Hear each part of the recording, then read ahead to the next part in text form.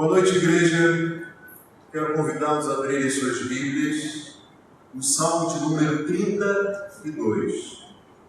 Salmo de número 32 nos diz assim a palavra do Senhor: Como é feliz aquele que tem suas transgressões perdoadas e seus pecados apagados.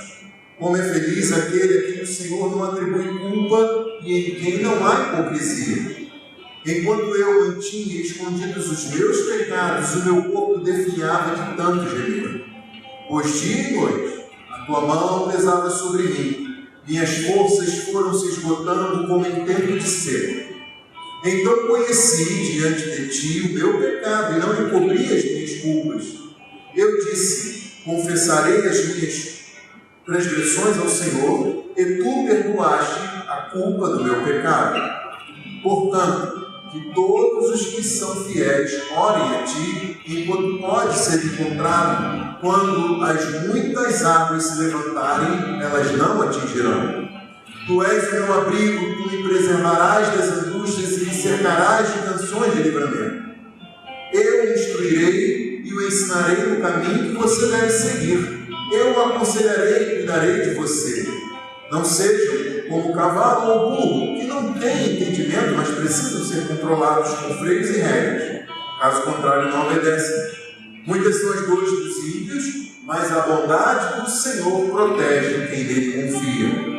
Alegrem-se no Senhor e exultem, vocês que são justos. Cantem de alegria, todos vocês que são retos de coração. Coloque sua Bíblia aí sobre a sua mesa, sobre seu sofá, curve sua cabeça e vamos orar. Senhor Deus, nesta noite aqui, reunidos em teu nome, nós estamos rendidos aos teus pés, Senhor, reconhecendo que pecadores somos, ainda que redimidos pela tua graça, Senhor, mas ainda assim, homens e mulheres sujeitos ao pecado, Senhor. Deus eterno, que nessa hora nós possamos abrir os nossos corações, rendidos aos teus pés e confiantes no sacrifício de Jesus na cruz do Calvário, que nos livra do poder do pecado, para que vivamos de forma digna do teu Evangelho, Senhor. Nós pedimos em nome de Jesus. Espírito, deixa minha vida. Espírito de Deus, deixa minha vida. Espírito teu poder, pois de ti eu quero ser. Espírito, enche o meu ser. Mais uma vez, declare o Senhor. Espírito, enche a minha vida. Espírito, enche a minha vida. Enche-me teu poder, pois de ti eu quero ser. Espírito, enche o meu ser. Se você puder, levante as suas mãos ao Senhor. As minhas mãos eu quero levantar e em louvor te adorar. Meu coração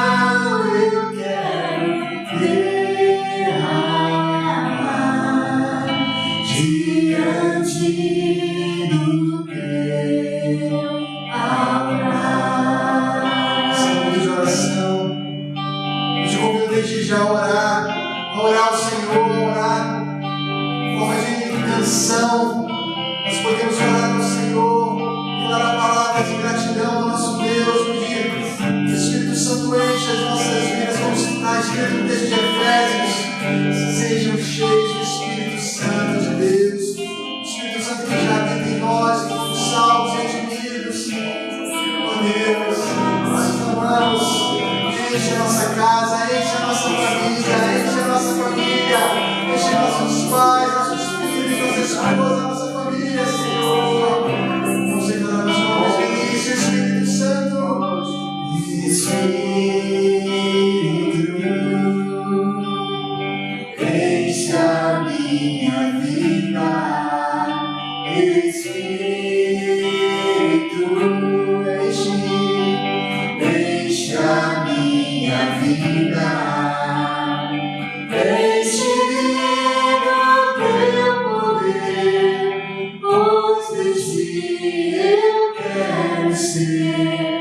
Espírito, enche o meu ser. As nossas mãos, nós levantamos a ti. As minhas mãos eu quero levantar e em louvor te adorar. Meu coração eu quero derramar diante do teu altar. As minhas mãos eu quero levantar e em louvor te adorar.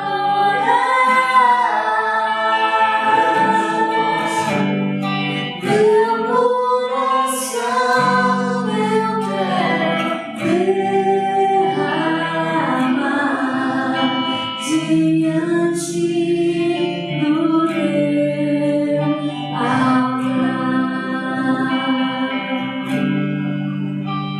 Glória a Deus. Um novo e vivo caminho, aberto pelo sangue de Jesus.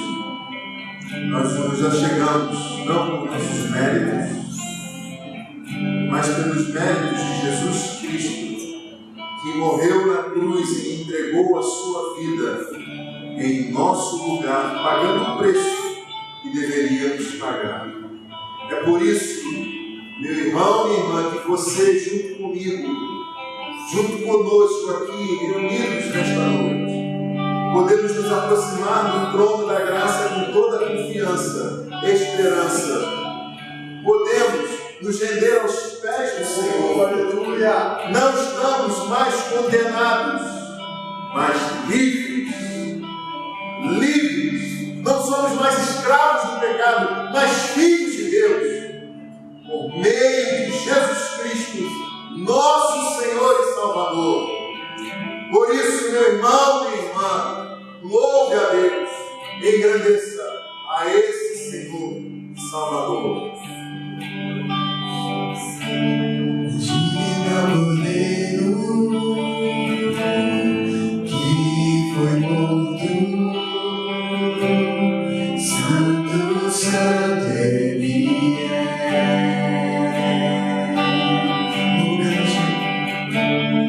Um novo cântico ao que se assentar sobre o trono dos céus. Santo, Santo, Santo, Deus Todo-Poderoso, que era e há de vir. Com a criação eu canto louvores ao Rei dos Reis. És tudo para mim e eu te adorarei. Maravilhado, admirado, eu fico ao ouvir teu nome. Você pode declarar maravilhado.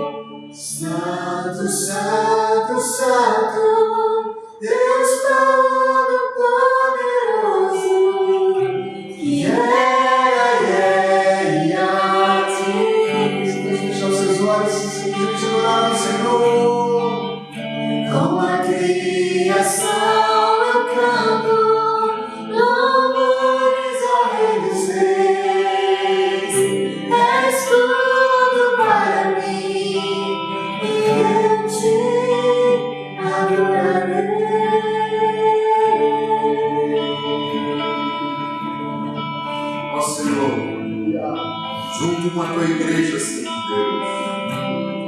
Nós ansiamos não só o dia, Senhor, em que retornaremos e estaremos reunidos aqui neste lugar, como igreja, como corpo, Senhor. Mas, ó Deus, mesmo cada um dos seus lares, eu vejo isso como um símbolo, Senhor, daquele dia em que tu reunirás todo o teu povo de toda a terra, em todos os lugares, Senhor. Aleluia!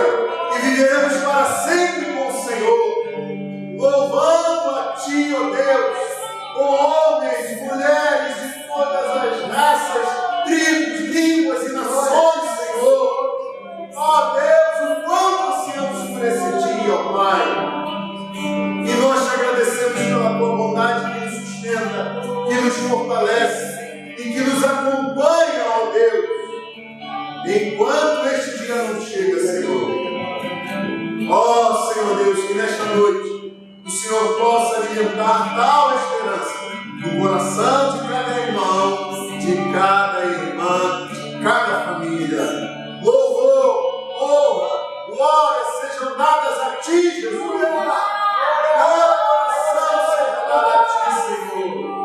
Aleluia, glória a Deus.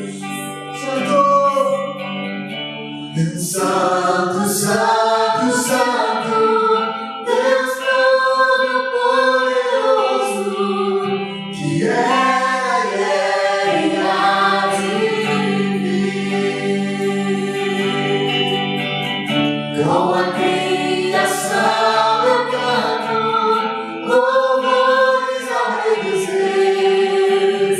És tudo para mim e eu te adorarei.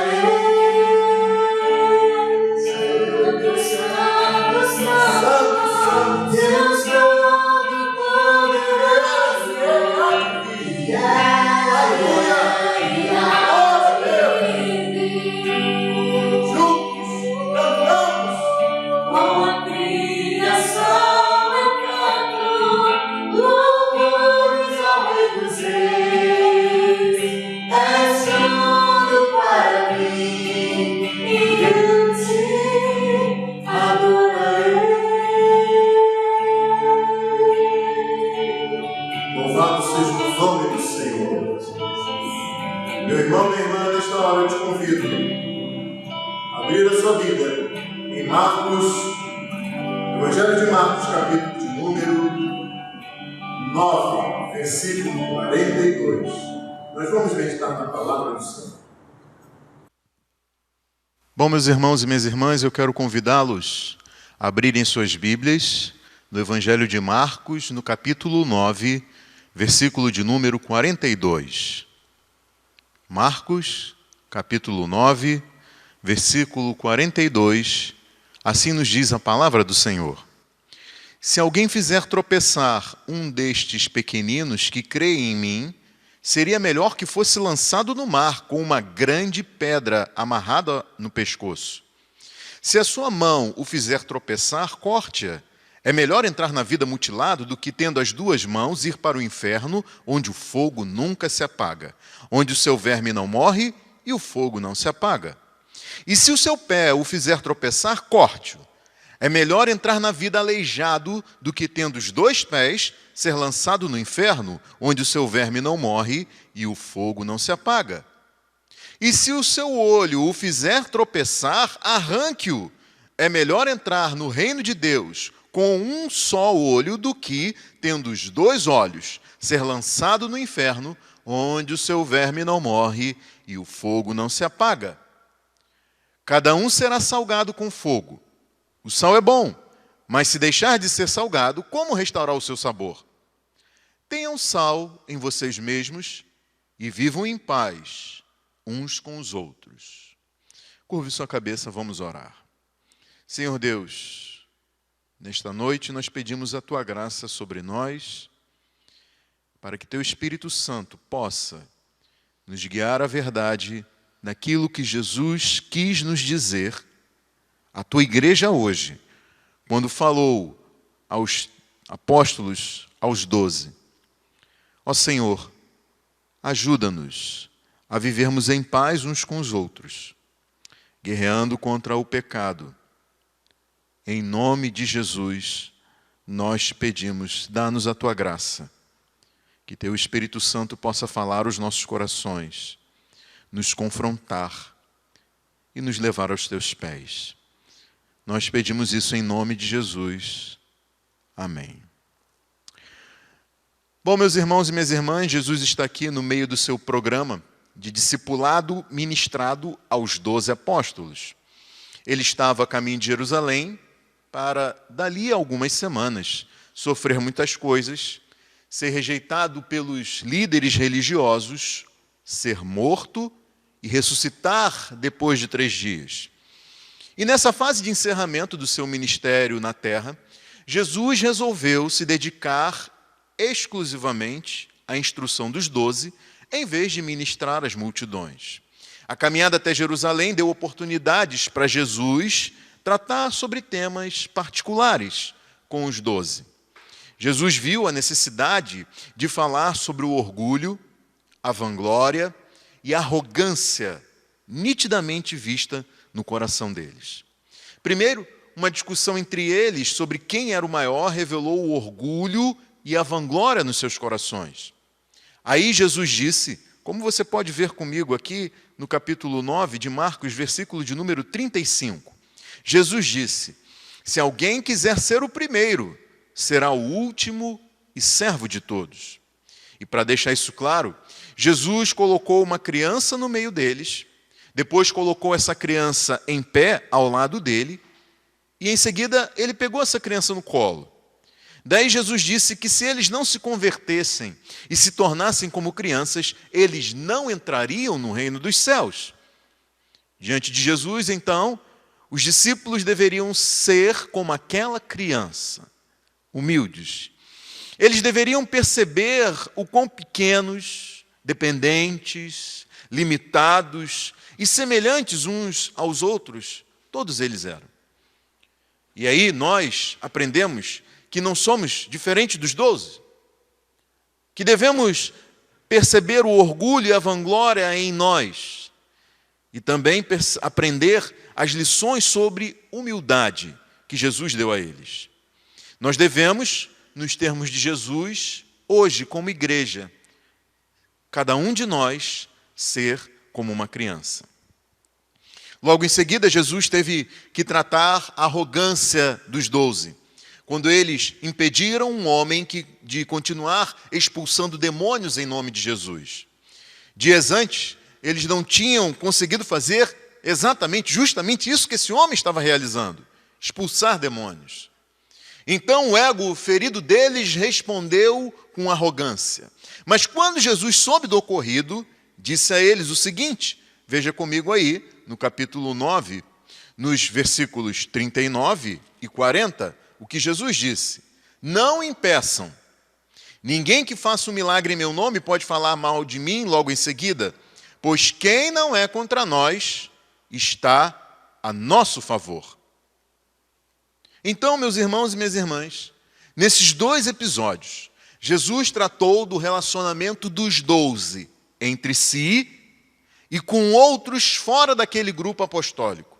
Jesus apontou para aquilo que realmente causa divisões, desentendimentos, inimizades, falta de paz entre nós. E isso é o ego, com seu orgulho, com a sua vanglória, com a sua arrogância. E no texto que nós lemos, no início dessa mensagem, Jesus continua tratando do mesmo tema. Tema esse que se aplica a nós, tanto quanto se aplicou aos 12 naquele momento. O relacionamento entre nós na igreja e aquilo que pode perturbar a paz entre nós. O texto que a gente leu pode ser dividido em 2 partes. A primeira, nos versículos 42 a 48, nos mostra o inimigo mortal contra quem nós devemos guerrear. O inimigo mortal contra quem nós devemos guerrear.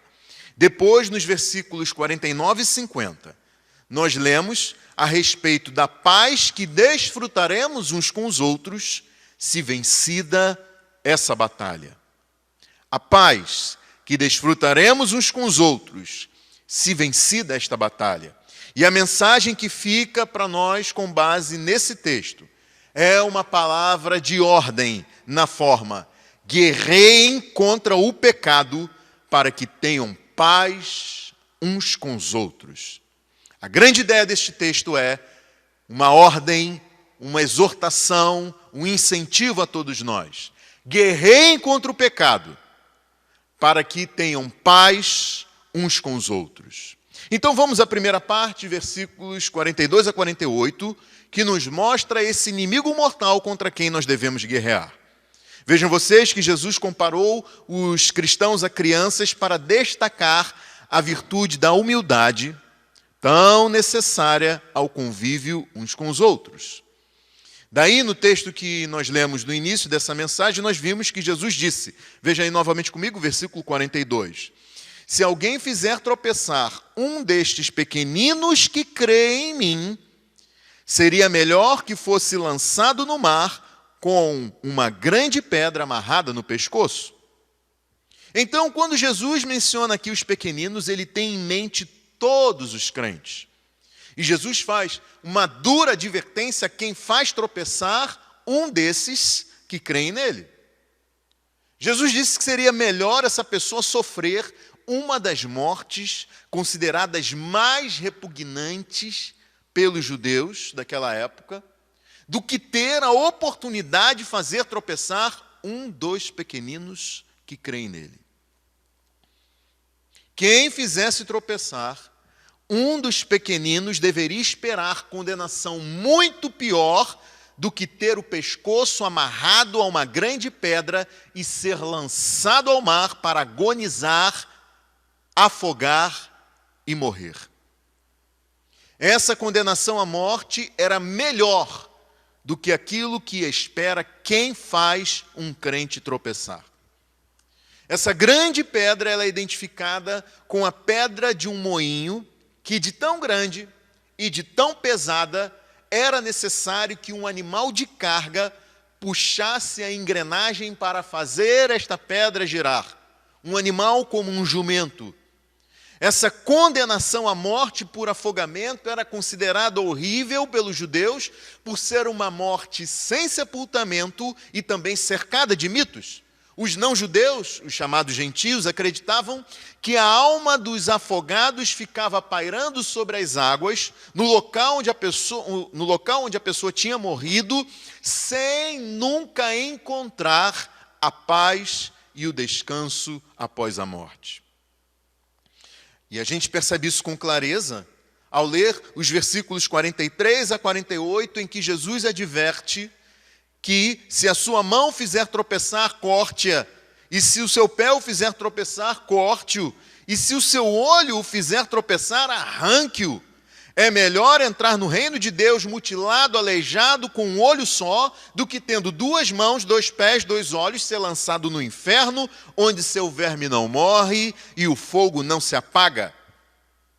O termo utilizado por Jesus para inferno aqui é Geena, que é a tradução do lugar chamado Vale de Inom, que era um lixão nos arredores de Jerusalém.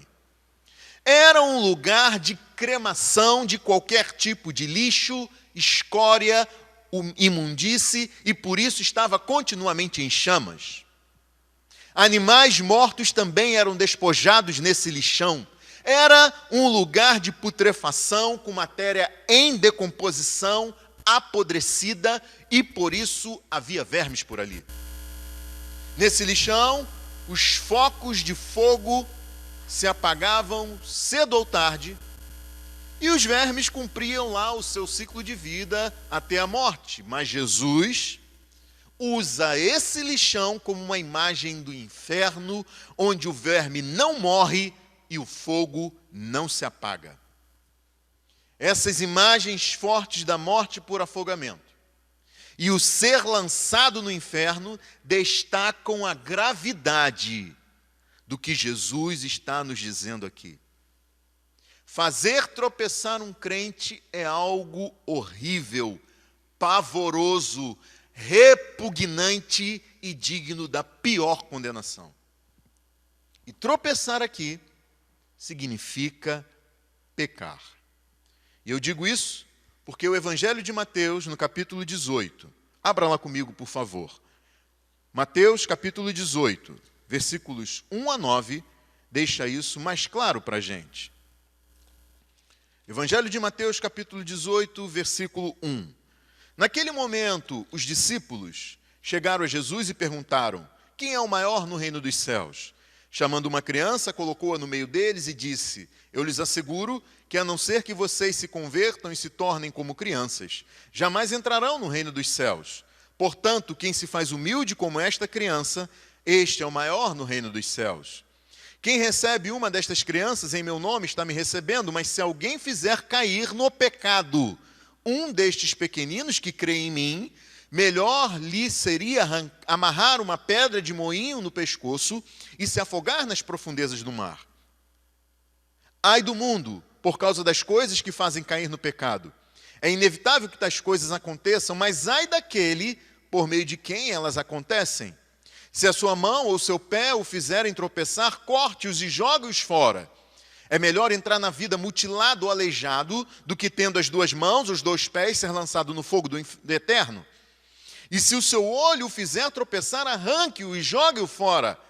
É melhor entrar na vida com um só olho do que, tendo os dois olhos, ser lançado no fogo do inferno.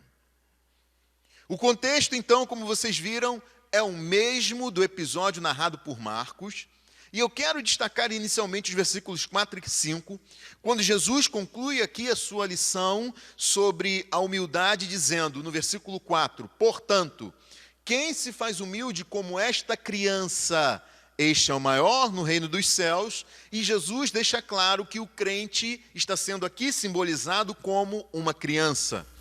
E aí no versículo 5, ele diz, quem recebe uma destas crianças em meu nome está me recebendo. E aí ele usa aqui ainda a criança como um símbolo para o crente, para o cristão. E aqui Jesus destaca algo muito importante. Ele diz que cada cristão é um representante dele nesse mundo. Cada crente é um representante de Jesus nesse mundo. A tal ponto que se alguém recebe um crente em nome de Jesus, recebe o próprio Jesus. E é aqui que está o ponto de gravidade apontado por Jesus em relação a quem faz tropeçar um cristão. É por isso que ele diz no versículo 6, mas se alguém fizer cair no pecado um destes pequeninos que crê em mim, melhor lhe seria amarrar uma pedra de moinho no pescoço e se afogar nas profundezas do mar. Outras traduções desse versículo trazem essa advertência assim: se alguém fizer tropeçar um destes pequeninos que crê em mim, ou então, mas qualquer que escandalizar um destes pequeninos que crê em mim, uma outra tradução, mas se qualquer um de vocês fizer um destes pequeninos que crê em mim perder a sua fé, e mais outra, quanto a estes pequeninos que crê em mim, se alguém for culpado de um deles, me abandonar.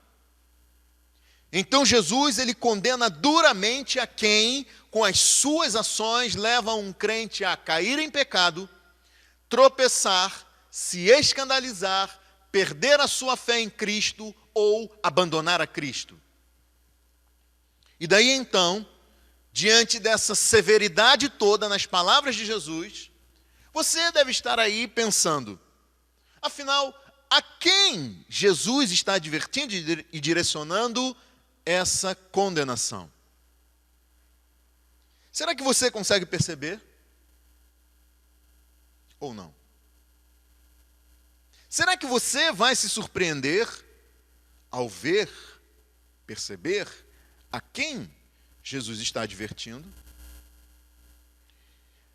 Veja o versículo 7.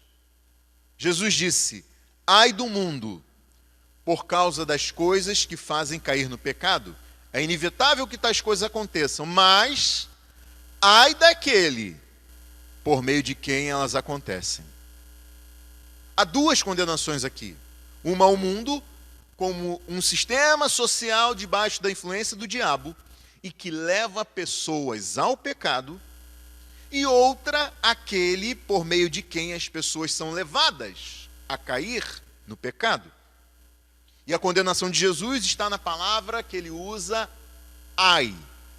Essa palavra foi usada pelos antigos profetas que falaram em nome de Deus para declarar o juízo de Deus sobre pecadores, e Jesus diz que é inevitável que existam coisas promovidas por esse mundo que fazem cair no pecado, mas ai do mundo e ai daquele que vier a se envolver com essas coisas.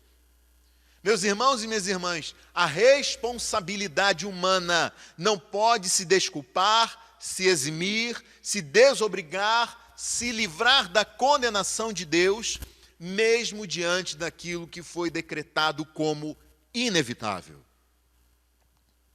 Uma coisa é você viver nesse mundo em trevas e condenado por causa do pecado. Outra coisa é você ser participante das obras das trevas. É ser um instrumento de promoção do pecado.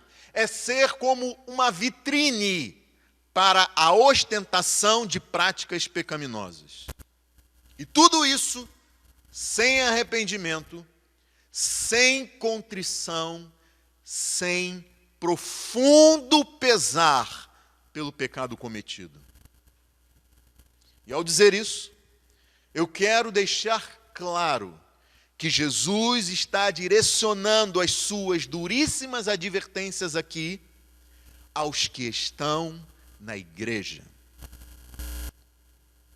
Vejam que Jesus está falando não àqueles que estão perdidos no mundo condenado pelo pecado, mas àqueles que estão no caminho para a vida eterna.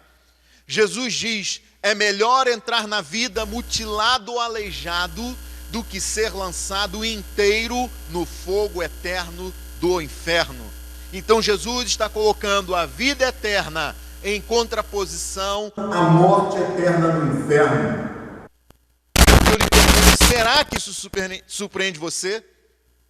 Saber que Jesus disse essas coisas a crentes como nós. E ao perceber isso, nós temos duas coisas a aprender aqui. Primeiro, que é inevitável que nós sejamos assediados pelo pecado. Que a gente tenha de se desviar de armadilhas armadas por este mundo e por esta sociedade diabólica para nos prender em práticas pecaminosas. E é até possível que a gente caia em alguma dessas armadilhas. Mas como cristão, o que você não pode admitir é se ver aprisionado pelo pecado e encontrar prazer nisso. É fazer dessas coisas práticas comuns a alguém que está no caminho para a vida eterna. E o pior disso tudo, que é a segunda coisa que nós temos a aprender aqui, é que os nossos pecados nunca dizem respeito a nós mesmos.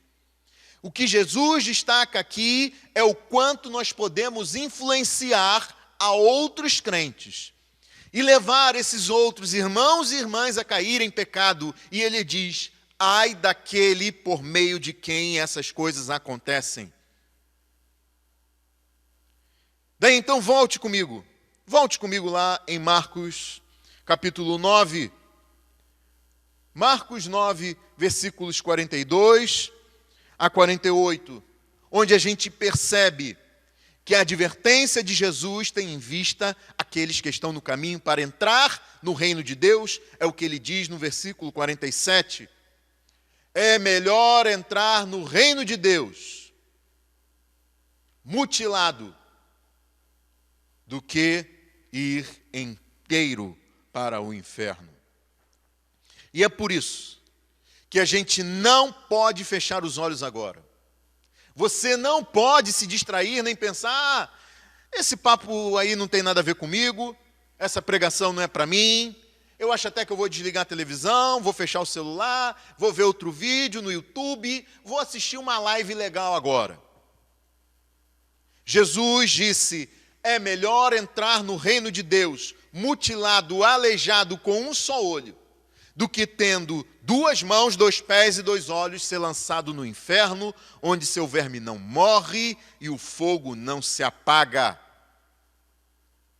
Jesus tem em vista pessoas que estão na igreja, mas que se envolvem com o pecado de tal forma a não só tropeçar e cair, mas com a própria queda ser capaz de arrastar outros consigo, de derrubar outros.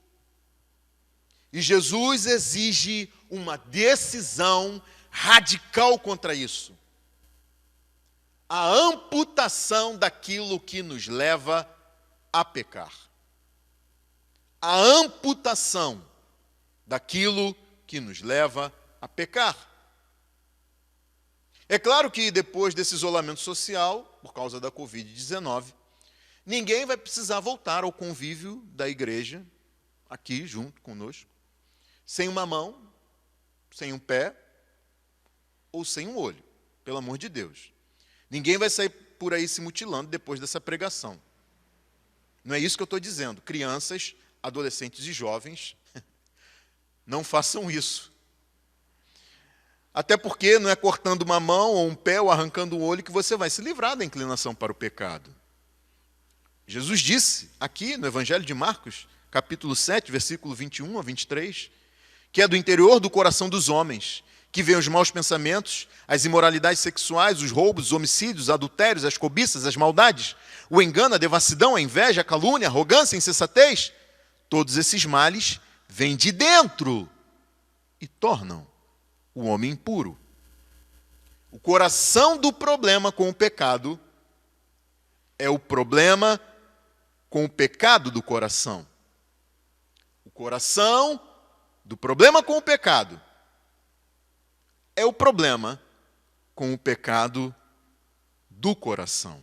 O que Jesus disse é que há práticas pecaminosas que nos são tão preciosas, que julgamos fazer parte da nossa vida e até da nossa identidade, como se fossem nossos braços, nossos pés, nossos olhos, que sem essas práticas a gente não vai conseguir fazer mais nada na vida, nem caminhar, nem ter um sentido de direção para onde ir.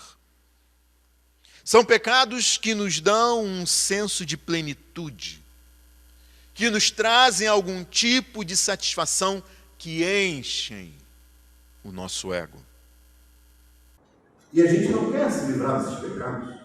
Porque cortar esses pecados e jogar esses pecados fora vai nos trazer desprazer. Vai causar pesar, vai ser incômodo, vai ter um custo. Cortar algo na vida, da vida, cortar algo da vida que parece tão essencial, exige um custo pessoal.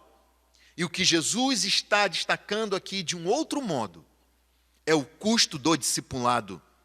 Ele está reforçando aquilo que ele já disse.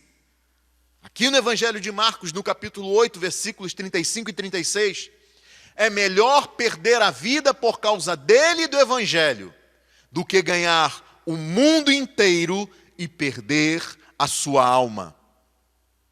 Jesus queria que a gente tivesse a real dimensão da gravidade disso tudo. Nós não podemos nos enganar, meus irmãos e minhas irmãs. Nós temos uma guerra a ser travada contra o pecado. Nós temos uma guerra a ser travada contra o pecado. Eu li que durante esse isolamento social, aumentaram os casos de violência doméstica e de acesso a conteúdo pornográfico. Essas são aquelas coisas desse mundo condenado e que fazem cair em pecado que são inevitáveis.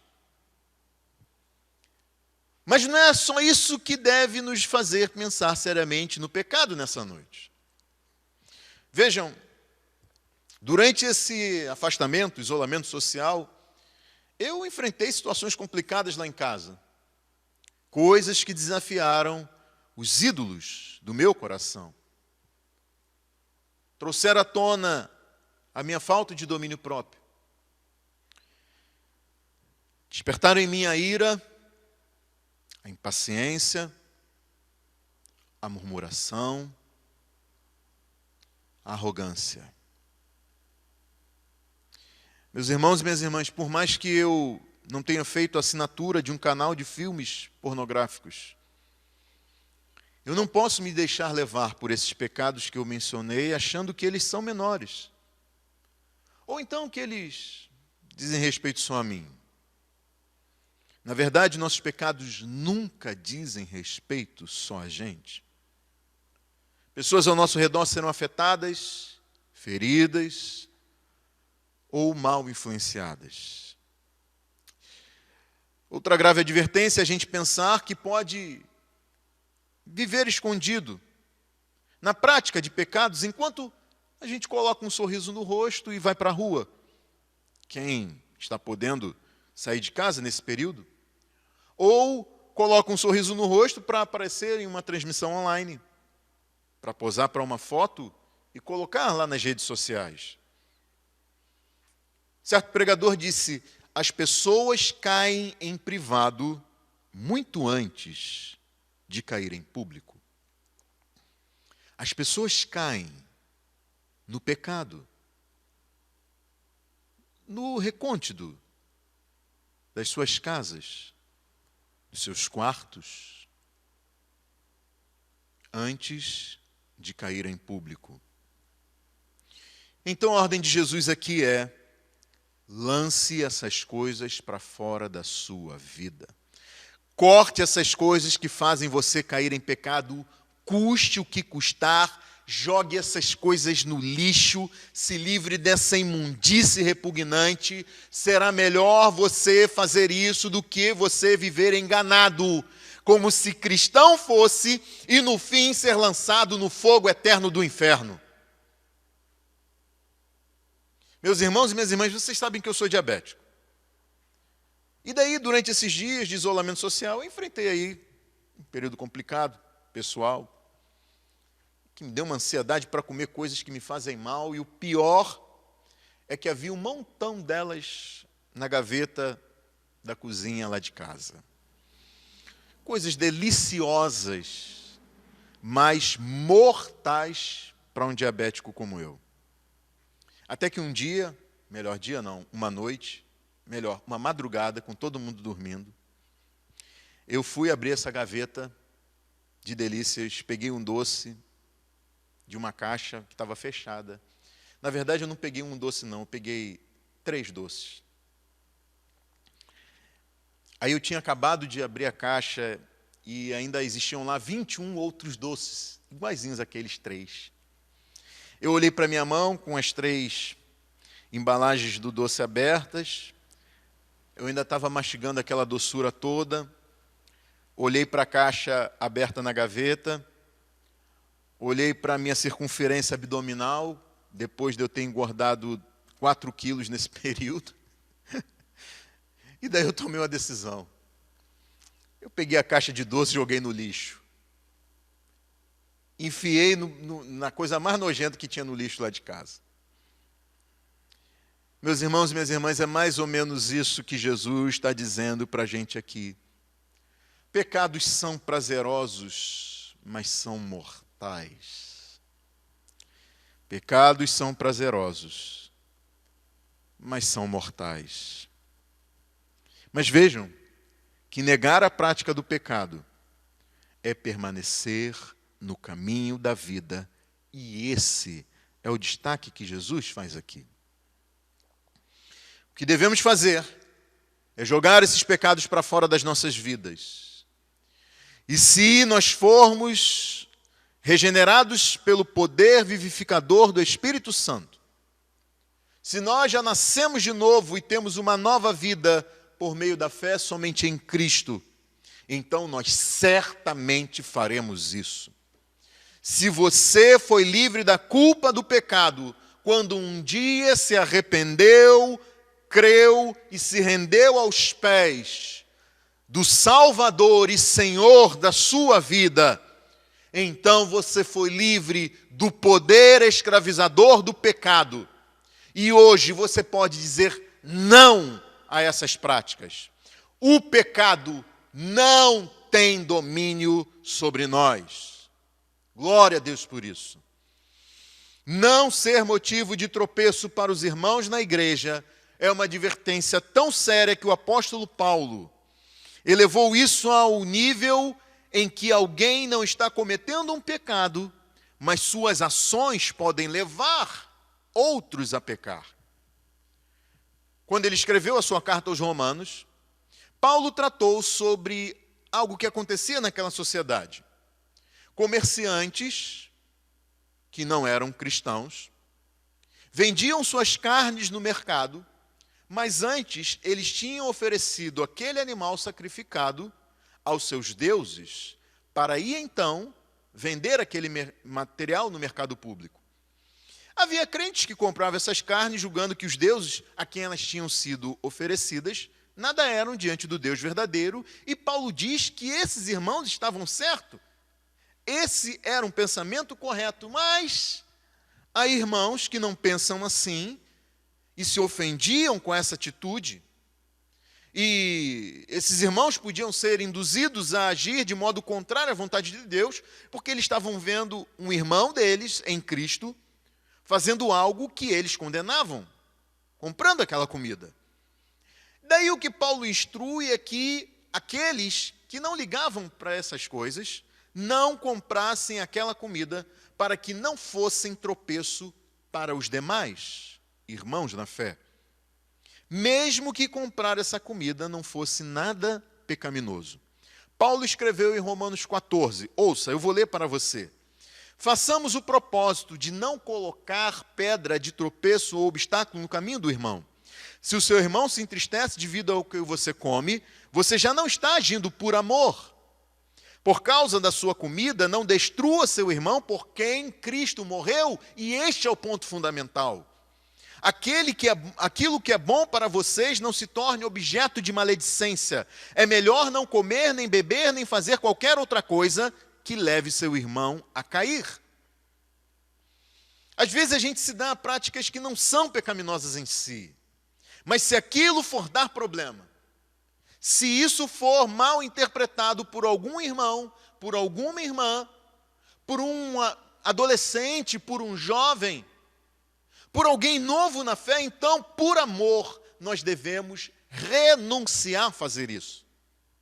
Não devo fazer aquilo que é bom para mim, ou que não tem nada a ver, mas é veneno para a consciência do meu irmão. Não devo fazer aquilo que é bom para mim, ou que não tem nada a ver, mas é veneno para a consciência daquele por quem Cristo morreu. Não devo ser motivo de maledicência, não devo levar o meu irmão a cair, sendo eu e as minhas atitudes uma pedra de tropeço. Ao escrever aos Coríntios sobre esse mesmo tema, Paulo advertiu em 1 Coríntios capítulo 10, ouça, eu vou ler para você. Tudo é permitido, mas nem tudo convém. Tudo é permitido, mas nem tudo edifica. Ninguém deve buscar o seu próprio bem, mas sim o dos outros. Assim, quer vocês comam, bebam ou façam qualquer outra coisa, façam tudo para a glória de Deus. Não se tornem motivo de tropeço, nem para judeus, nem para gregos, nem para a igreja de Deus.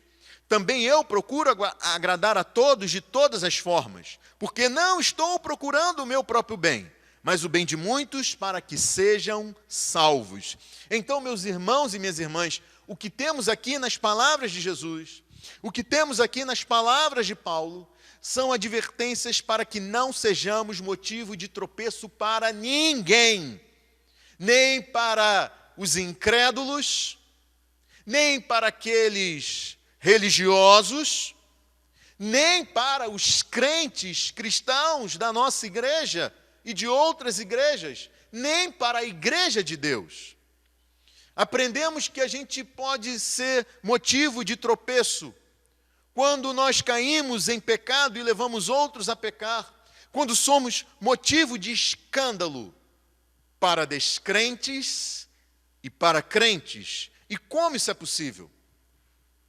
Por exemplo, quando a gente vê relacionamentos entre namorados, noivos e até casados da igreja, que nos deixa em pé de igualdade com os não crentes. Quando nós compartilhamos indiscriminadamente nas redes sociais fotos, imagens, vídeos, frases com conteúdo que nos iguala a qualquer pessoa que não vive conforme os princípios do Evangelho de Cristo. Quando nós levamos um estilo de vida que nada nos diferencia desse mundo condenado, ou quando a gente diz palavrões sem a menor parcimônia, sem a menor moderação, com a maior disfarçatez, com o maior descaramento, como se fosse algo comum, recomendável e aceito por quem serve a Cristo. Quando usamos roupas que deixam ver mais do que aquilo que poderia se deixar ver em alguém que foi transformado pelo Espírito Santo em uma nova criatura, como se o que mais importasse fosse a moda e como nós seremos vistos pelos outros do que se revestir do Evangelho de Cristo. Quando a gente faz comentários que são hipercríticos, orgulhosos, arrogantes, que para nada servem, além de levantar dúvidas sobre irmãos e irmãs da nossa igreja, ou sobre a liderança da igreja, especialmente com o novo crente. Quando a nossa falta de compromisso com a igreja influencia outros a terem a mesmíssima atitude. Nós devemos jogar fora essas coisas pecaminosas e negar a nossa liberdade para fazer coisas que, mesmo não sendo pecaminosas, podem ser mal interpretadas pelos outros. E a nossa motivação para agir assim deve ser a mesma do apóstolo Paulo, que não se permitia ser motivo de tropeço para ninguém, porque não estava procurando o próprio bem, mas o bem de muitos, para que fossem salvos. E por falar nisso, nós chegamos aos versículos 49 e 50 de Marcos, capítulo 9. Vejam como isso nos conduz para desfrutarmos da paz uns com os outros, depois de vencida essa batalha. No versículo 49, Jesus diz: cada um será salgado com fogo. E ele faz aqui uma associação com os sacrifícios que eram oferecidos no Antigo Testamento e que eram salgados. Se você quiser anotar, você pode ler isso em Levítico, capítulo 2, versículo 13. Levítico 2, 13. Esse sal é o símbolo da lealdade e aliança de Deus com o seu povo, de tal forma que nessa comparação que Jesus faz com a igreja hoje, a nossa disposição de cortar pecados, ou a nossa negativa em fazer coisas que não são mais em si mesmas, mas que podem levar outros a caírem em pecado, é um sacrifício de lealdade. É um sacrifício agradável a Deus. Um sacrifício de lealdade, aliança com Deus e com nossos irmãos e irmãs na fé. Aliança feita entre nós pelo sangue que Cristo derramou em favor daqueles que foram salvos, para nos reconciliar com Deus e nos unir em um só corpo, que é a igreja. Ser salgado com fogo tem a ver com a associação em ser aprovado nas nossas tentações pecaminosas e nas nossas provações à fidelidade. Versículo 50, Jesus diz: o sal é bom, mas se deixar de ser salgado, como restaurar o seu sabor? Tenham sal em vocês mesmos e vivam em paz uns com os outros. Em outra ocasião, ele disse que os crentes são como o sal da terra, porque o sal dá sabor e preserva as coisas. As nossas vidas perderão essa capacidade exaltada do sal se a gente não lançar fora aquilo que tem o poder de tirar da vida cristã a capacidade de dar sabor a esse mundo insípido e preservar o que é bom na nossa sociedade que se deteriora cada vez mais. Vejam que Jesus fala do sal como um símbolo da preservação da paz nossa uns com os outros. Então, que sejamos convencidos de que é nosso dever cuidar da nossa piedade pessoal e abdicar daquilo que pode levar nossos irmãos e irmãs à queda, para que nós vivamos em paz uns com os outros. A palavra de Deus nos levou nessa noite, meus irmãos e minhas irmãs, a considerar seriamente o pecado e a necessidade de fazer o que for necessário para lidar com esse pecado em nossas vidas. Às vezes, como naqueles filmes de guerra, onde uma pessoa tinha um braço ou uma perna gravemente feridos ou gangrenados, era necessário fazer a amputação do membro para preservar todo o corpo, caso contrário, a infecção poderia se espalhar e levar a pessoa à morte. Nessa noite, você tem a oportunidade de ser confrontado consigo e atender ao chamado de arrependimento nessa pregação. Nós precisamos fazer tudo o que for necessário para extirpar a prática do pecado em nossas vidas. Isso não quer dizer que nunca mais pecaremos se a gente fizer as coisas certinhas. O que quer dizer é que nós devemos ser diligentes, prontos em tratar com o pecado, jogar o pecado fora, não transigir com o pecado, não admitir o pecado, deixando que como uma gangrena, como uma infecção, esse pecado vá tomando áreas cada vez maiores da nossa vida para nos infectar como um todo e ainda levar outros a cair também. Por isso, guerreiem contra o pecado para que tenham paz uns com os outros. E você que vive nesse mundo de pecado, sem qualquer relação com Cristo e o Evangelho, saiba que o que você precisa não é amputar suas mãos ou seus pés ou arrancar seus olhos. O que você precisa é de uma cirurgia espiritual que só o médico das almas pode operar em você. Caso contrário, não se engane, o inferno não é uma conversa para assustar crianças, ele é uma realidade. E se você não se arrepender dos seus pecados, é para lá que você estará caminhando. Para a morte eterna no inferno. Por isso, nesta noite, nesta hora, você que me ouve, olhe para a cruz.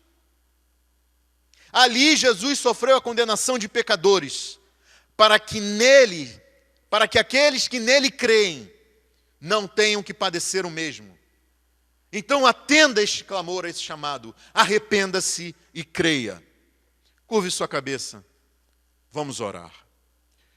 Ó Deus Todo-Poderoso, eu te peço, Espírito Santo, de uma maneira especial nesta hora, age nos corações daqueles que ouviram esta mensagem, dos crentes e dos não crentes, Senhor.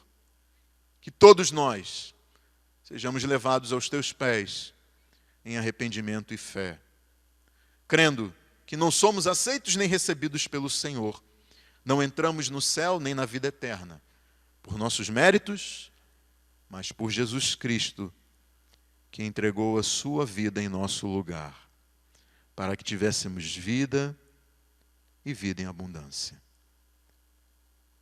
Em nome de Jesus nós oramos. Amém. Deus o abençoe.